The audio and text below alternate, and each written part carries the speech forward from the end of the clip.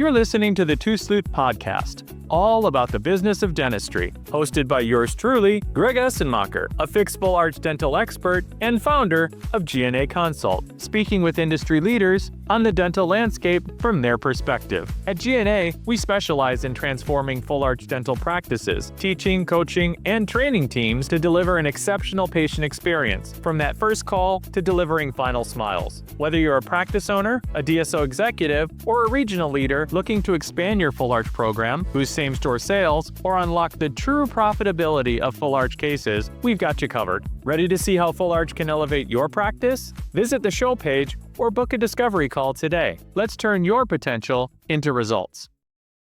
What about what's been your biggest challenge?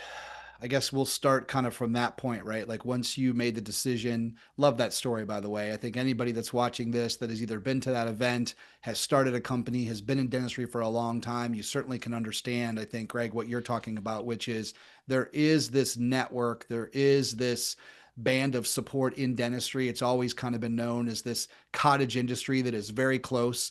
And it's encouraging to see, like I'm deeming it Dentistry 3.0. I'm seeing a lot of individuals that have had different stints at different companies in dentistry, and now they're banding together, they're building partnerships, all in an effort to move the industry forward. So I love that you shared that. From that point forward, what's been your biggest challenge? Yeah, my biggest challenge. Ooh, that's a really good question. I think for me, it's been more about when I see a shortcoming that I have, and I think anybody who has those, any shortcoming, there's awareness, right? And I do a lot of work on self, whether it's on leadership skills, on internally, being sober 20 plus years. It's a part of the process, but in business as well, there's awareness. But then there's a piece in the middle because awareness and then action for me isn't sustainable. It's awareness. It's the piece in the middle, which is acceptance. It's awareness about a shortcoming or a misgiving that I have. And it's been, whether it's been in hiring or a choice for, a marketing piece or for, delegating and then, being a little controlling because it's my company and I'm just afraid. Whatever it is, it can be fear-based, but it's then accepting and saying, this is the action that I'm taking, and this is the resulting consequence that's preventing me from moving forward, personally, professionally, whatever the case may be, and being open to learning from others and listening, then I can take the action that's sustainable. And so for me, that's really been the biggest challenge, is to get into the acceptance piece once I have awareness. Because the awareness and action, awareness and action, awareness and action, I mean, I can be on that seesaw back and forth for a long time until I get into the acceptance piece.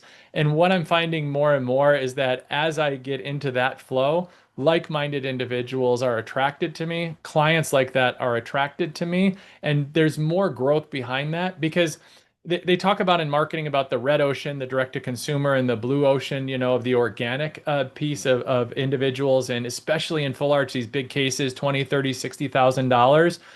Those that really understand that, running after and chasing after constantly is not, oh, and I'm wearing red too. I just realized that, let me go change into blue. But chasing after that, being able to have a presence, right? Building a brand, it's one of the very first exercises we do with all of our clients is to help them to differentiate. And I referred to that earlier, right? Differentiating and being different.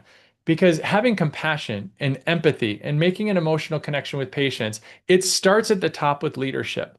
Because all in all, case acceptance is all about the patient experience. And the patient experience is driven by team development.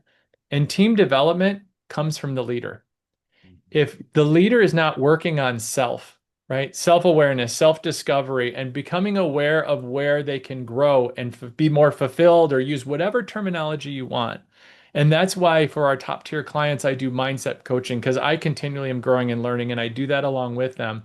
That trickles down into the team. And then the team ultimately helps to drive that patient experience. And that's case acceptance. Now, are there formulas to be able to, convert the lead calls into consultations? Do you need good messaging? All the things, 1,000%. Do you need the metrics? Do you need the tracker? All of those things, absolutely. But ultimately, it's the feel and the essence of why others are more successful faster. Why are they more successful and have more satisfied patients? Because if you're doing big cases, think of it this way, John. So Jenny walks into the practice and decides to move forward with you and has an amazing experience.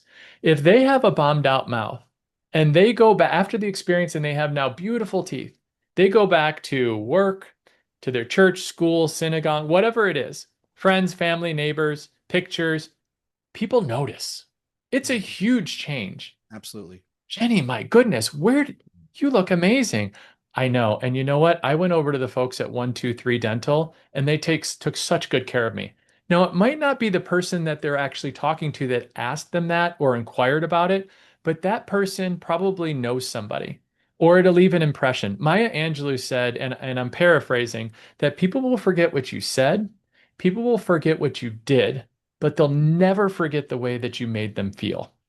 And this is the essence, John, of what we try to impress onto all of our clients, that it's about feeling, it's about emotional connection, it's about having empathy. And it doesn't mean that you have to be, huggers, right? I happen to be one, but it doesn't mean you have to be that, but leveling up your level of empathy and how to express it, paying attention, giving undivided attention, using words and phrases and giving, all of these things that can be taught to improve and level up. These are the things that really drive the experience, which leads to case acceptance, which can help build and grow your brand. Well, first off, I think it's awesome that you shared a little bit of those challenges. We all face them, right, as entrepreneurs, and I think we're all growing together. So kudos to you on that. And before we kind of wrap this first episode and I ask you what you're proud of, I do want to say to you, as someone who is the son of a father who was a recovering alcoholic and addict, Mm. congrats to you, right? And so obviously we're talking about the challenges in the business and we're going to talk about the successes that you've had and what you're proud of with G&A. But I do think it's really important, Greg, to congratulate you for that journey, right? And what you've needed to do to be sober all these years. It's not easy, as you know so well, to be vulnerable and to kind of put yourself out there in the industry. It's probably no secret, I think, as there's why a lot of people have been able to connect with you because you've obviously made that decision to do that. So I just wanted to take this opportunity to say, congrats to you. And I know that it's a daily process, right? Yeah. I know that very well. But yeah, I mean, that's a big deal. And I think that needs to be recognized. And so, congrats to you. So on that note, Thank you. talk about what you're proud of. When you look back at G&A, when you look back at the decision that you made to do this, you're making traction. More people are learning about what you're doing. You're helping more practices. In the next episode, I want to highlight specifically some of the things that your customers have said about you and G&A on the website. We'll get to that. But as we close this episode, what are you most proud of? When you kind of look back at like what has been this journey now, there's a lot more to go. What gets you excited? Yeah, for me, it's practicing what I preach. If I share with clients that I want to be able to help them to hold their patients accountable to maintenance of their hybrids, to be able to hold their team members accountable for follow-up and being able to level up in empathy and emotional connection.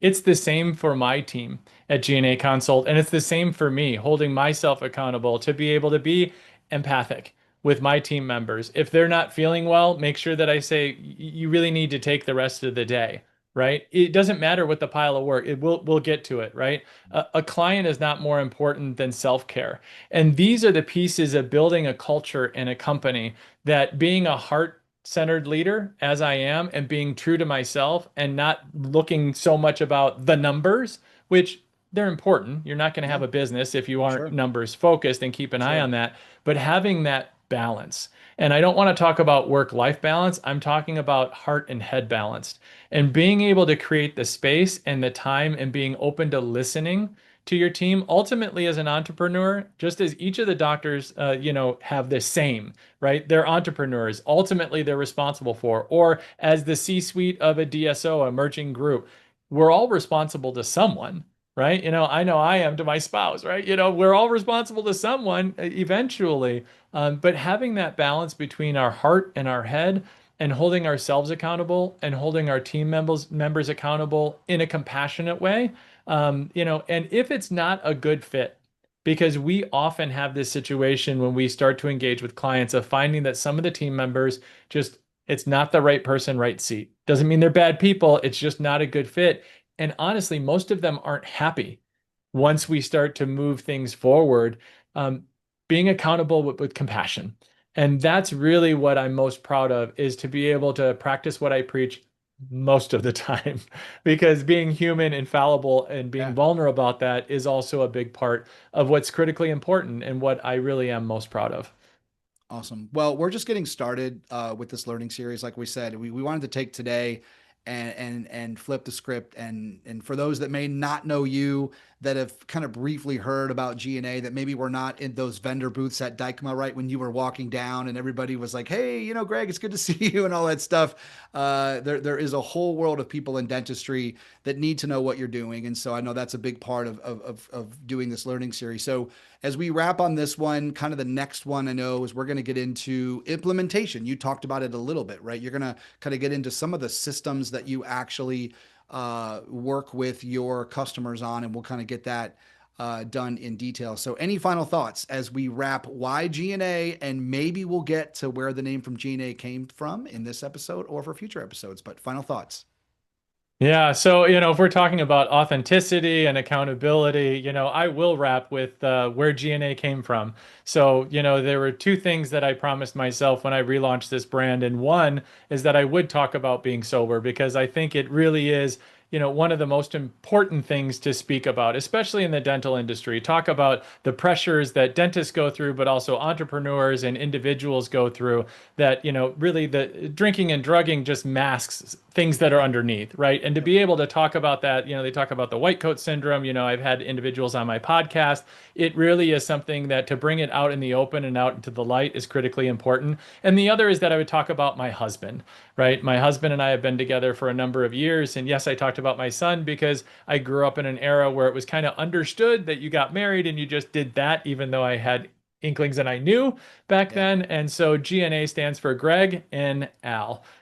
So that's where G&A Consult comes from, and that's to honor him and to be a part of both of us. Even though we don't work together, we tried for a little bit. It's best that we don't. I do know some couples that do work together. We do not, and I know some that work very successfully together, and that's perfectly fine for them. It is not for us, but he's very supportive, and so I'd like to lift up my husband Al, and that's where G&A Consult comes from.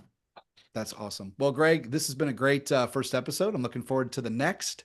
And again, everybody, you will learn more whether you're watching this on YouTube or on the website or on social media.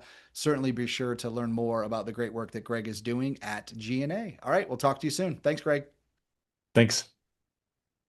If you need help with converting lead calls into consultations, closing consults into more full arch cases, or creating a more strategic marketing message and branding for your practice or group, follow me for more tips or reach out to G&A Consult for a discovery call today.